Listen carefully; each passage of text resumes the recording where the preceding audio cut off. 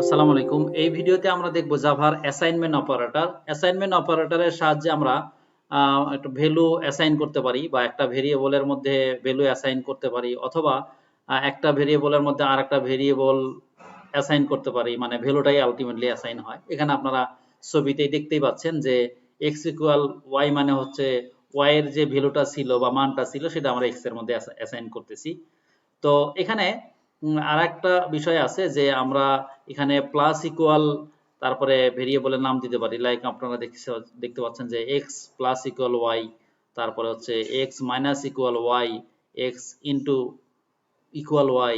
হ্যাঁ, তো এখানে প্লাস ইকুয়াল y এর মানে যেটা সেটা হচ্ছে যে x এর সাথে y যোগ করে সেই মানটা আবার x এর মধ্যে রাখা হচ্ছে, আবার x এর সাথে y মাইনাস করে বা বিয়োগ করে সেই মানটা আবার x এর মধ্যে রাখা হচ্ছে। ডান পাশে আমি প্রত্যেকটাতে এখানে এভাবে আপনাদেরকে দেখাচ্ছি যে দেখেন, x প্লাস ইকুয়াল y মানে হচ্ছে যে x equal x plus y, অর্থাৎ x এর সাথে y টা যোগ করে তারপরে আবার x এর মধ্যে রাখা হয়েছে। ঠিক একইভাবে প্রত্যেকটা এরকম যদি প্লাস ইকুয়াল আমরা দেই একসাথে আমরা এইভাবে করতে পারি। তো চলেন আমরা এটা একটু প্র্যাকটিক্যালি দেখে নেই।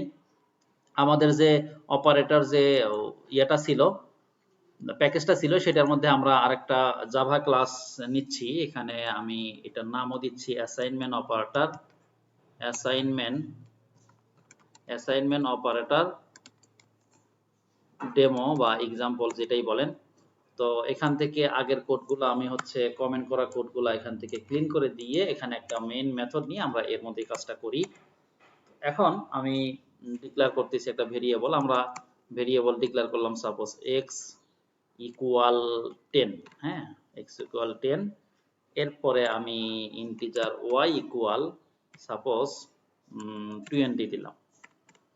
তাহলে আমার একটু প্রেস পড়ে গেছে, এখানে এটা থাকবে না। তো এখানে আমি যদি x প্রিন্ট করি, আমি এখানে বললাম x ইজ এখানে প্লাস x, তাহলে তারপরে আমি কন্ট্রোল শিফট ডাউন অ্যারো দিলে এখানে আমি বললাম y এবং এখানে বললাম হচ্ছে y। এবার যদি আমি এটাকে রান করি তাহলে দেখতে পারবো যে আমার আউটপুটটা এইভাবে আসবে। এটা স্বাভাবিক, আউটপুট আসার এইভাবে স্বাভাবিক। এখন আমরা যদি এইভাবে করতে চাই যে আমার y এর এখন দেখেন 20 মান ছিল, তাই না? আমি এখন y এর ভিতরে y টাকে আমি অ্যাসাইন করব হচ্ছে আবার x দিয়ে, তাহলে আউটপুটটা আসলে কি হবে? তাহলে আউটপুটটা যেটা হবে হচ্ছে যে আমার x এর মান যেটা ছিল 10 সেটা কিন্তু এখন আমার y এর মধ্যে অ্যাসাইন হয়ে গেছে, যার কারণে আমার এখন y এর মানটা কিন্তু আমার এখানে 10 প্রিন্ট করতেছে। দ্যাট মিন্স দুইটারই সমান। x এরটা তো x এর 10 আছেই, তারপরে x এরটা আবার y কে দিয়ে y যখন প্রিন্ট করেছি তার মানে আলটিমেটলি x এর মানটাই প্রিন্ট করতেছে, তাই তো? y এর এখানে অ্যাসাইন হয়েছে, তার মানে এখন y এর মান হচ্ছে 10। ফাইন, তো এটা আমরা জানি। এখন এবার যদি আমরা চাই যে y এভাবে বলি যে আমি সাপোজ x এর যা মানটা আছে তার সাথে আমি আরো কিছু যোগ করে সেটা আমি x এর মধ্যেই রাখতে যাচ্ছি, অথবা y এর মধ্যেই রাখতে যাচ্ছি, অথবা y এর যে মানটা আছে সেটার সাথে আমি x এর মধ্যে y আরো কিছু যোগ করে আমি y এর মধ্যে রাখতে যাচ্ছি। আমি আগে x এরটা করি।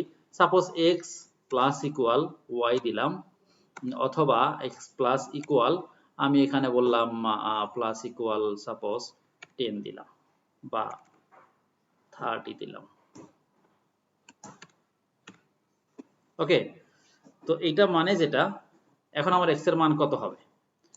এটার মানে যেটা হয় সেটা হলো যে x এর মান আমার কত ছিল আগে থেকে, আগে 10 ছিল, তার সাথে 30 যোগ হয়ে সেটা আবার x এর মধ্যে মানে রেখেছে। আমি যদি এইভাবে আপনাদেরকে বুঝাই যে x ইকুয়াল x প্লাস 30, এটা যে কথা, এটা যে কথা আমি x প্লাস ইকুয়াল 30 লেখা সেম কথা। দেখেন আমি যদি এরকম করি, আমি এটাকে কমেন্ট করতেছি আর এই কমেন্টটা তুলে দিচ্ছি।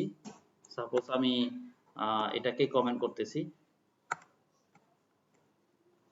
এটাকে কমেন্ট করতেছি, দেখবেন যে আমার আউটপুটের কোনো হেরফের হবে না, আউটপুট যা আছে তাই হবে।